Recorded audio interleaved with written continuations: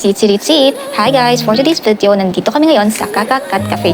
Alam niyo ba guys, ito yung unang beses namin na pumunta sa kapihan na may mga pusa. So pagpunta namin dito, nagpark lang kami sa labas nila, sa tabi nila, and then pagpasok namin, nagsanitize muna kami ng kamay at pinagupad na sapato. So dito may magpo-provide sa inyo ng slippers na gagamitin niyo sa loob para yon sa health din ng cat. And ayun na nga, pagpasok niyo, bubungad sa inyo yung kanilang menu and yung mga rules sa kanilang kapihan. Ito yung mga rules para sa kanilang mga alagang pusa. So guys, dito okay naman silang i-pet, pwede naman silang laro-laruin. Meron din naman provided yung kapihan ng mga toys para sa pusa.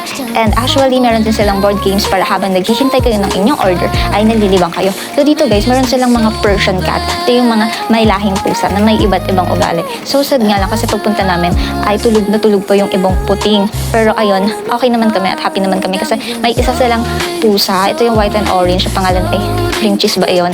Sorry, I forgot. Pero ayun, super lambing niya and lumalapit talaga siya sa tao. Lumalapit siya sa lap. So nakailang lapit siya sa crush ko. And then sa akin, hindi siya masyadong nag-stay.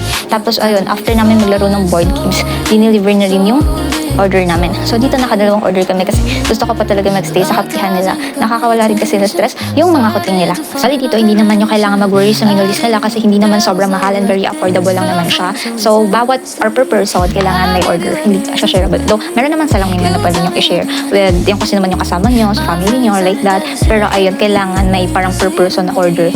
Yun yung sinabi sa amin, pumasok kami sa shop. Tapos ayun, nagstay lang kami dito for a while para lang ng init ng araw kasi super init talaga sa labas. And then maganda naman dito sa kapihan. Actually gusto namin ulit bumalik dito or naghanap kami ng other kapihan na may mga cats din kasi gusto namin ma-experience talaga yung mga ganitong kapihan. Masaya pala siya. And ayun lang guys, I will cut this video na sana ay marami pa kaming ma-upload next time.